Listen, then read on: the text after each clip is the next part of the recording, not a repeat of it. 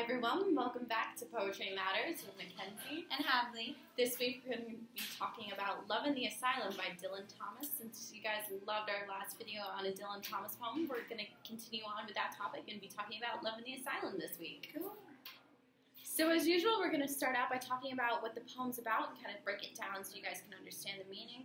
This poem is really pretty hard to figure it out at first, and so I was really confused, and I read it like 16 times, and I was doing some online research about Dylan Thomas. And what I kind of found out was that it's most likely about his wife, Caitlin.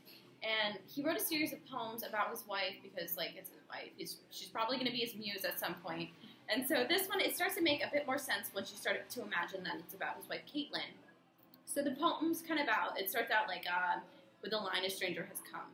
And so that's kind of saying that, like, there's a dynamic change in their relationship. And the poem's kind of about their relationship and how it's kind of like a metaphor and that their relationship is like an insane asylum.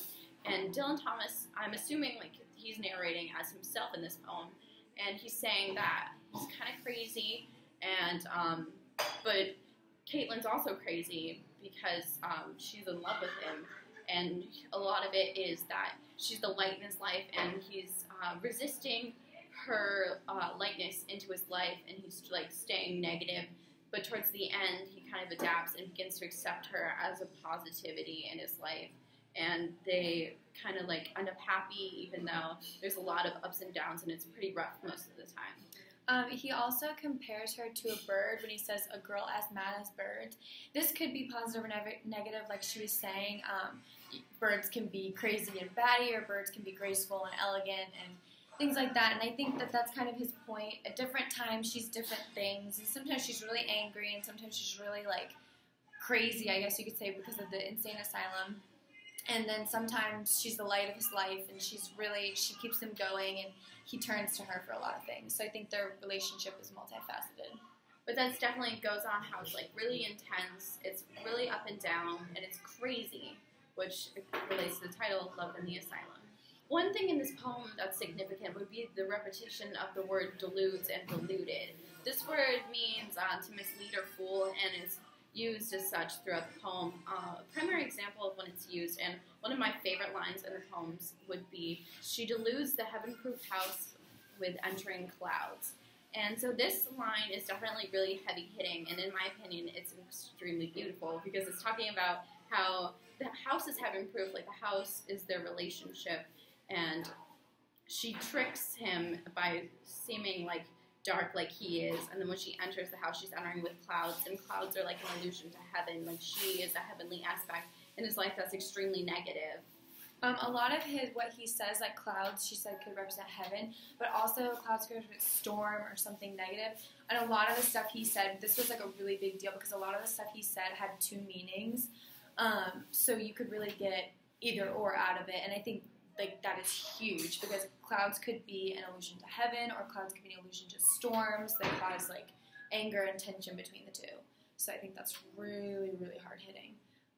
Also, we found that he uses a lot of other contrasting ideas like bolting and plume.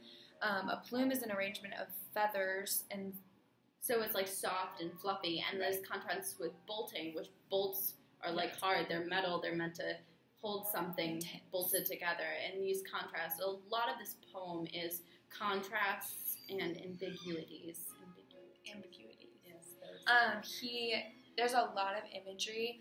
I don't know if it's like literal, but you can really like see the scenes happening in your head. You can relate them to things that you felt. So when he says, "On the madhouse boards worn thin by my walking tears," you can really see him like pacing around, being upset, crying, and things like that. And then he follows that saying, "And taken by light in her arms at long and dear last," saying like she's the person that can make him feel better, even though she was also the person that hurt him. So I think that's.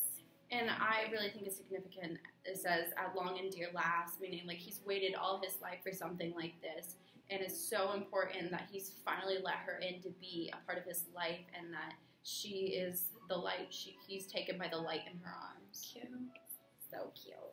Okay, so this poem, we thought the tone was really eerie, obviously, because it's like a insane asylum. And the first thing you think about a insane asylum is like creepy people, and this was a really creepy line. Yet she deludes with walking the nightmarish room, and I can kind of like see someone in the dark, like paranormal activity kind of thing, walking back and forth, like weirdness. But we also felt like it was romantic. The title is Love in the Asylum, so like that's again contrasting love in the asylum, romance, craziness, and so it is. There's a tone about how much he loves her. It's very passionate, even though it is really creepy and eerie. Yeah. That concludes this week's episode of Poetry Matters. We were talking about Love in the Asylum. Be sure to subscribe to see more videos. I don't know where the thing is. Thank click you. It. Thanks. Bye. Bye.